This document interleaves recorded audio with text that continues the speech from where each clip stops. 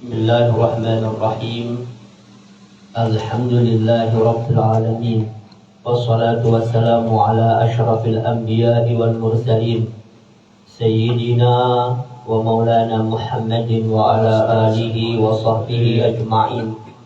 Subhanallah walhamdulillah wa la ilaha illallah wallahu akbar wa la hawla wa la quwwata illa billahil aliyyil azim. عدد كل حرف كتب ويكتب أبد الآبدين ودهر الداهرين. سبحانك لا علم لنا إلا ما علمتنا إنك أنت العليم الحكيم. رب اشرح لي صدري ويسر لي أمري واحلل عقدة من لساني يفقه قولي بجاه النبي والصحب والآل أما بعد.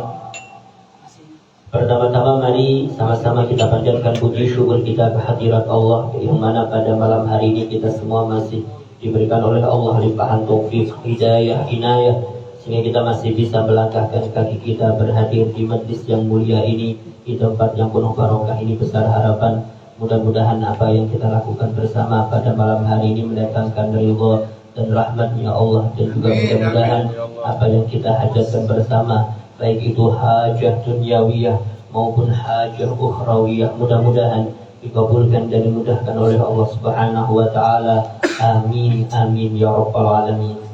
Shalawat serta salam semoga selalu tercurahkan kepada baginda Nabi besar Muhammad sallallahu alaihi wasallam beserta keluarganya, sahabatnya, pengikutnya, dan yang mengikuti jejak langkah beliau dari dulu sekarang sampai akhir zaman, yang sama-sama kita muliakan dan kita hormati dan kita cintai segenap para habaib, wabil khusus Fadilatul Habib Muhammad Bagir bin Abdul Qadir bin Aqil hafizahullah wa ra'ah wa matta'ana Allahu bi tuli hayatihi syarifah ma'a kamalis siha wal afiyah. Amin amin ya rabbal alamin. Dan juga yang kami muliakan dan kami hormati dan kami ta'zimi segenap guru-guru agama, hadirin hadirat, bapak, ibu, adik-adik sekalian yang sama-sama dimuliakan dan dirahmati oleh Allah.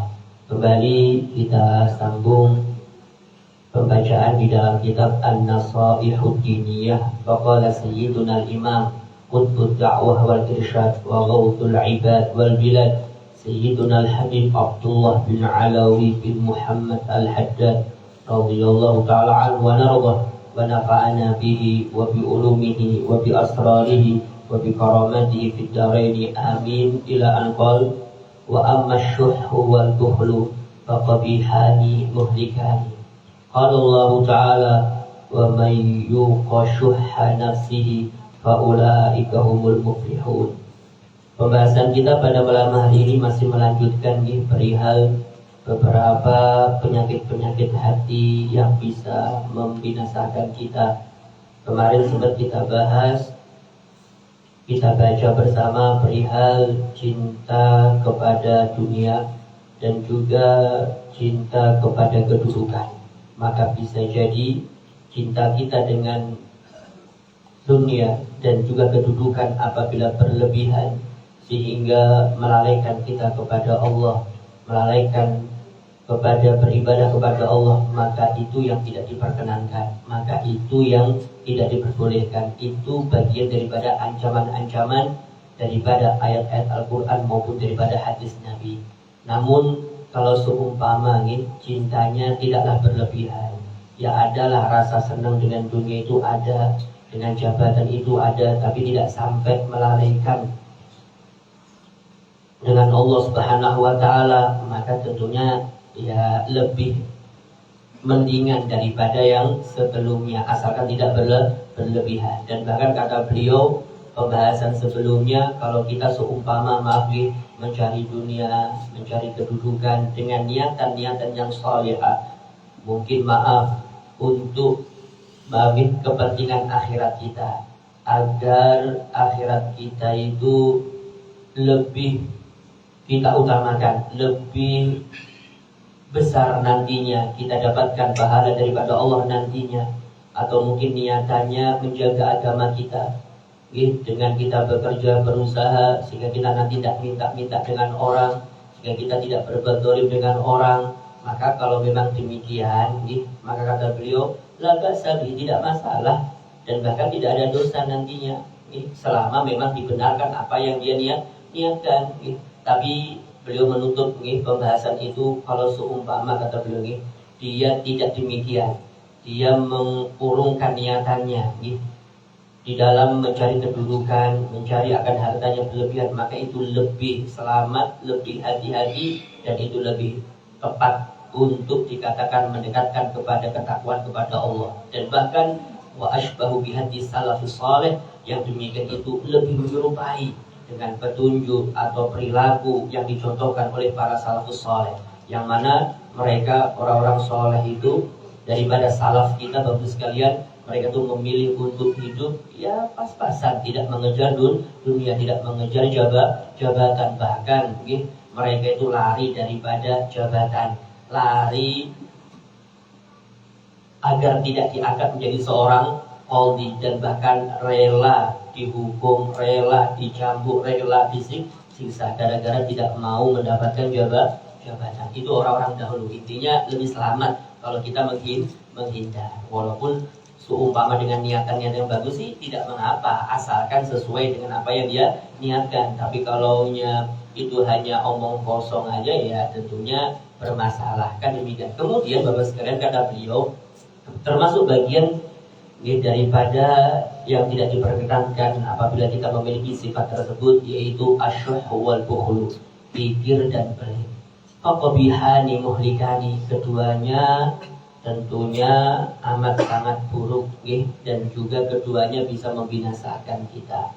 Allah Subhanahu wa taala berfirman di dalam ayat tadi, wa may yuqashuha nafsihi fa ulaika humul muflihun. Siapa orang di antara kita yang dipelihara dari kepikiran yang ada pada dirinya, maka mereka sungguh adalah orang-orang yang beruntung. Tentunya kalau kita mungkin kebalikannya, menjadi orang yang dermawan, menjadi orang yang loman, suka membantu, ringan tangan, selalu bantu orang, maka tentunya ini ciri-ciri kita termasuk orang yang beruntung. Tapi kalau kita pelit, kikir, padahal kita mampu untuk menolong, tapi kita tidak mau menolong, padahal ada harta lebih itu ada, tapi kita tidak mau bantu orang membutuhkan, perlu diwaspadai. Yang namanya pelit itu kayak apapun itu tidak bagus. Kemudian selanjutnya, qala ta'ala, wa qala ta'ala wa la yahsabanna alladhina yabkhaluna bima atahumullahu min fadlih huwa khairan lahum bal huwa syarrun lahum sayutawwaquna ma bakhilu bihi yaumal qiyamah. Janganlah sesekali menyangka, mengira orang-orang yang pelit, orang-orang yang kikir dengan apa yang Allah karuniakan kepada mereka daripada karunia Allah. Dia mengira dengan pelitnya itu khairul lahum, itu baik, itu bagus bagi mereka. Tidak, bal huwa syarrul lahum, dan bahkan itu yang ia pelitkan, yang ia pikirkan itu syarrul lahum, itu buruk bagi mereka. Dan bahkan nanti kata Allah, sayutawwaquna ma bakhilu, maka akan dikalungkan mereka, akan dikalungkan apa yang mereka bakhilkan waktu di dunia di hari kiamat kelak. Ini jelas wanti-wanti daripada Allah, yang namanya pelit itu tidak bagus. Jangan dikira kita pelit itu bagus, duitnya tidak keluar, tidak bantu orang, dikira tepat, dikira enggak, dan bahkan bisa jadi kita akan dihinakan nanti di akhirat kelak.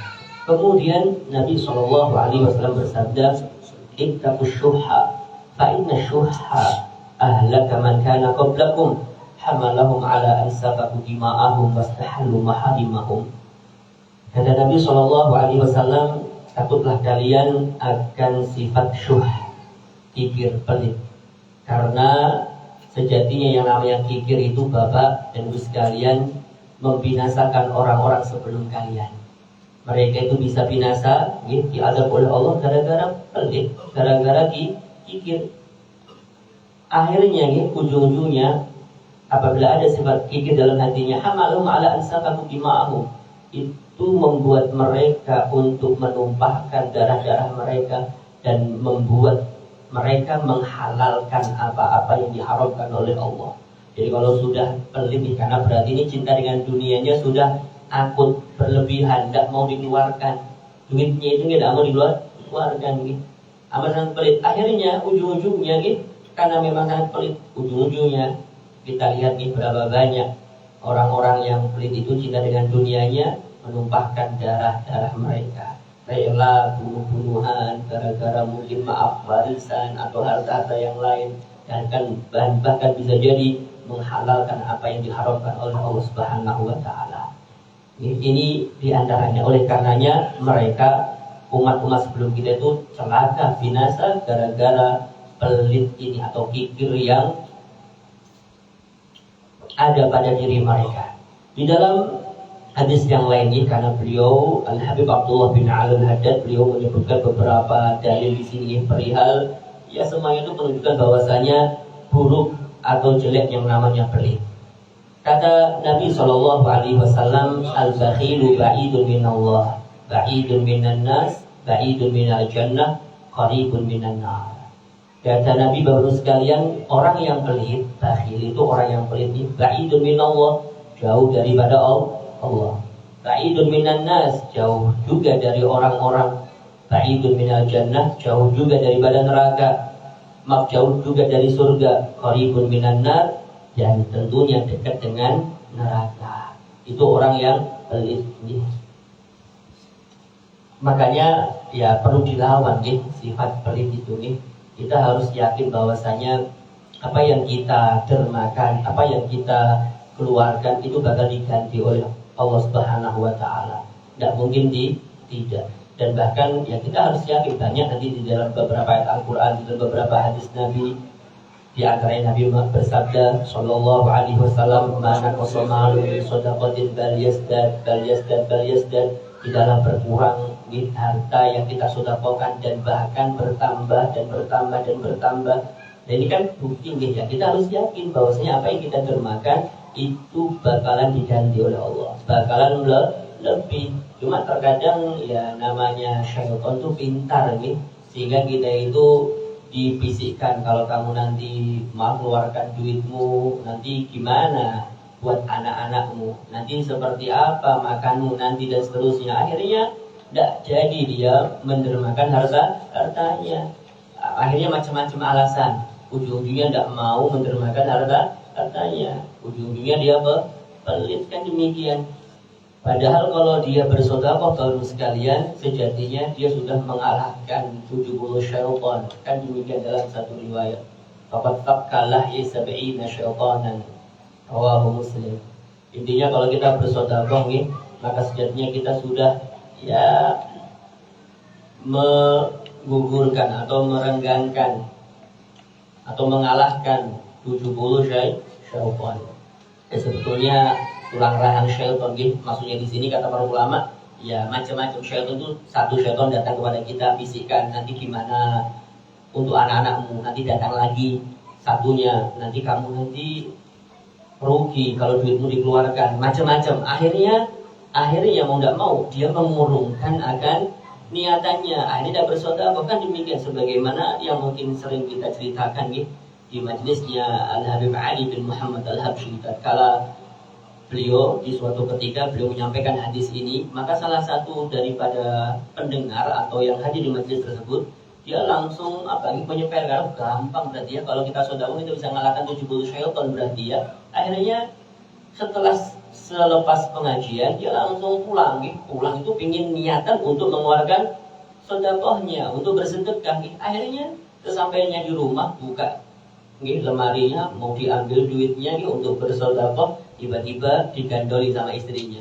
Kata istrinya, "Jangan bang, ini nanti buat anakmu gimana, nanti gini. Ujung-ujungnya ndak jadi mengeluarkan sedekah, ujung-ujungnya ndak jadi mengeluarkan sedekah. Akhirnya keesokan harinya, tatkala dia hadir di majlis kembali, dia langsung mengatakan kepada Al-Habib Ali bin Muhammad Al-Habsyi, dia mengatakan bahwasanya memang benar sulit ngalahkan syaitan itu sulit. Jangan kan 70 syaitan nih, syaitan perempuan di rumah aja saya tidak bisa ngalahkannya. Satu syaitan perempuan, intinya berat sebetulnya, karena memang mau tidak mau harus dilawan. Ya tidak mungkin orang itu jadi kekasihnya Allah kalau dia itu pelit itu tidak mungkin. Mesti siapapun itu, syarat utamanya mesti dia orang itu lemah, mesti orang itu dermawan, sudah memberi, tidak mungkin pelit, tidak mungkin pelit. Dan bahkan Musa As-Samiri itu disebutkan dia Allah SWT berfirman kepada Nabi Musa, la taqtulis Samiri, janganlah engkau membunuh Samiri. Kenapa gerangan? Fa innahu sakhir, karena dia itu amat sangat dermawan. Padahal dia sudah melenceng, padahal dia sudah menyesatkan umatnya Nabi Musa ini, padahal dibunuh ini sanksinya ini. Cuma gara-gara dia dermawan ditangguhkan. Bahasa semacam itu, gara-gara dia dermawan, padahal dia musuhnya Allah. Demikian. Oleh karenanya orang yang pelit itu jelas jauh daripada Allah dan tentunya jauh daripada orang. Pasti dia dikucilkan, dia pelit, kan demikian. Dan bahkan mungkin maaf bisa jadi ini disebutkan dalam beberapa kitab ini diceritakan bahwasanya saking pelitnya suatu ketika disebutkan dia ini bikin makanan di malam hari, bikin jamuan asya untuk keluarganya makan. Tiba-tiba ada yang gedor dari luar ingin bertamu. Akhirnya dia ini dari dalam itu bersuara dengan keras, Allahu Akbar, menunjukkan kepada orang yang di luar bahwasanya dia dalam keadaan sholat. Biar yang di luar itu tidak mau atau mengurungkan niatnya untuk bertamu. Oh iya, sohibul baitnya itu lagi sholat, padahal tidak sholat, padahal cuma tadi nipu orangnya Allahu Akbar dikira sholat. Akhirnya dia mengurungkannya. Ya ada yang semacam ini, saking pelitnya itu ada Disebutkan juga satu cerita di dalam kitab Anisul Mu'minin, bahwasanya ada seorang suami istri dia lagi makan malam di hadapannya itu ada jajatun, ayam goreng enak lah. Tiba-tiba ada yang mengetok pintunya, orang yang tidak mampu, orang yang fakir, berhajat akan makanan. Akhirnya suatu ketika di waktu itu kata si suami, jangan dikasih lah intinya, jangan dikasih, kita makan aja sudah. Kamu suruh dia pergi aja. Dia ngomong kepada istrinya. Akhirnya si pengemis tadi yang minta-minta dari itu dipersilakan untuk meninggalkan tempatnya. Ini tidak dikasih apa-apa. Ini perintah daripada suaminya. Tidak tahunya lambat laun dia asobahul faqr. Dia si laki-laki tadi, suaminya tadi itu tertimpa musibah, akhirnya dia menjadi orang yang fakir. Mau tidak mau karena fakir, akhirnya dia menceraikan istrinya. Karena sudah bercerai akhirnya sudah tidak lagi ada ikatan. Kemudian, sehingga ceritanya si istrinya itu nikah lagi dengan seorang suami yang baru, yang kedua. Sehingga ceritanya sama, kalau makan malam enak ngobrol-ngobrol suami istri, tiba-tiba ada yang ngetok pintunya, ada orang yang minta. Namun suaminya yang kedua ini tidak sama dengan yang pertama. Yang kedua ini orangnya baik, dermawan. Akhirnya kata suaminya yang kedua tadi, kamu datangi yang di depan itu, kamu kasih makanan ini yang di hadapan kita, daging ayam ini kasih ke dia.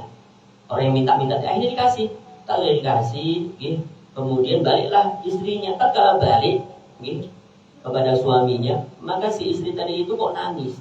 Nangis. Akhirnya suaminya bertanya-tanya, kenapa kok nangis? Kenapa gerangan? Ternyata kata si istrinya, ketahuilah bahwasanya yang minta-minta tadi itu adalah suamiku dahulu, suamiku yang pertama. Dia sekarang minta. Kemudian kata suaminya, kamu tahu enggak aku ini siapa? Kata suaminya yang sekarang. Kata yang suami sekarang, aku dululah yang minta dulu. Aku dulu yang minta. Yang dulu yang minta itu aku. Sekarang jadi suamimu. Bisa jadi semacam itu. Bisa jadi semacam. Dan ini diceritakan di dalam beberapa kitab. Ini bagus sekalian.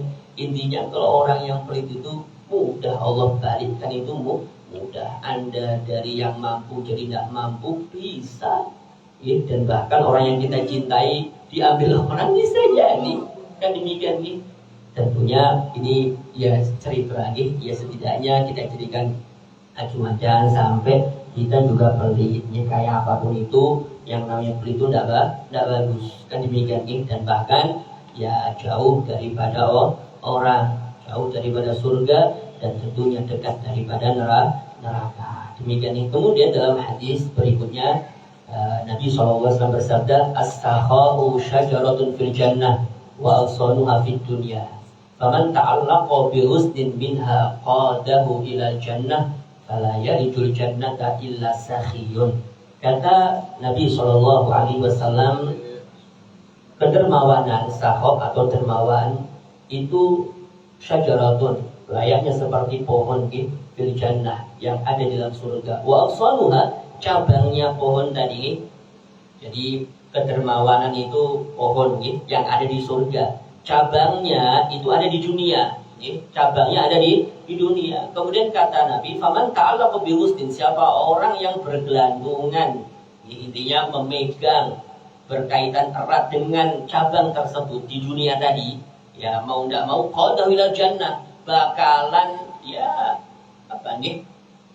menggiringnya kepada surga, akan dituntut ke dalam surga, karena memang intinya di dalam surga, pohonnya itu ada di dalam surga.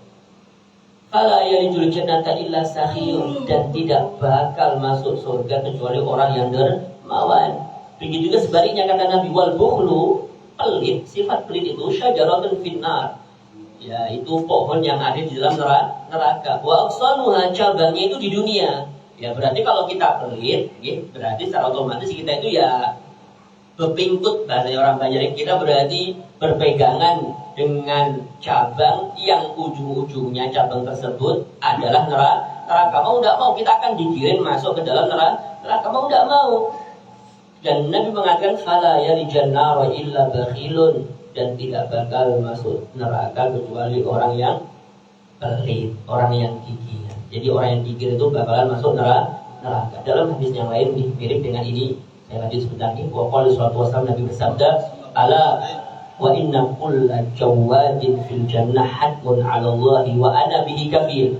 Ala wa inna kulla bakhilin fin nar hatmun 'ala Allah wa ana bihi kafil. Kata Nabi, baru sekalian ketahuilah, sungguhnya orang yang jawad itu orang yang jud, orang yang amat sangat dermawan, itu dia bakalan dalam surga. Hatmun, pasti, Allah, itu suatu kepastian daripada Allah. Wa ana bihi kafil, dan aku yang menjaminnya, bakalan masuk surga. Kalau dia jawad, kalau dia itu amat sangat dermawan, ya sewa mubalaghahnya, jawad, dia amat sangat dermawan, bakal masuk surga. Kalau orang dermawan itu pasti, dan aku yang menjaminnya, kata Nabi. Begitu juga sebaliknya, wa inna kulla bakhilin, ketahuilah sesungguhnya orang yang bakhil, yang pelit itu bakal masuk neraka, mesti ketetapan daripada Allah, dan aku bisa menjaminnya, kata Nabi. Dalam hadis yang lain kata Nabi, al-jahilus sakhi ahabbu ilallahi minal alimil bakhil. Orang yang bodoh tapi dia dermawan itu lebih dicintai Allah daripada orang alim namun pelit. Ya karena memang kalau orang alim pelit itu kan berarti tidak mengamalkan ilmunya, berarti dia khawatir, dia takut fakir, takut macam-macam. Didatangi orang minta-minta itu kayak laksana didatangi malaikat maut, saking tidak senengnya, saking dia takutnya. Kalau ada orang minta untuk ada ini, wah sumbangan lagi, seakan-akan kayak didatangi malaikat maut. Ini sangat gigit. Kalian ini baru sekalian, amat sangat penting ini nasihat-nasihat daripada beliau. Mudah-mudahan lagi setidaknya mudah-mudahan kita diberikan oleh Allah limpahan taufik, kita menjadi orang yang dermawan, mudah-mudahan kita termasuk orang yang bahagia nantinya, baik di dunia lebih-lebih di akhirat kelak. Amin amin ya rabbal alamin. Kurang lebihnya saya berterima maaf jika tidak kata yang berkenan. Wabillahi taufiq wal hidayah. Wassalamu warahmatullahi wabarakatuh.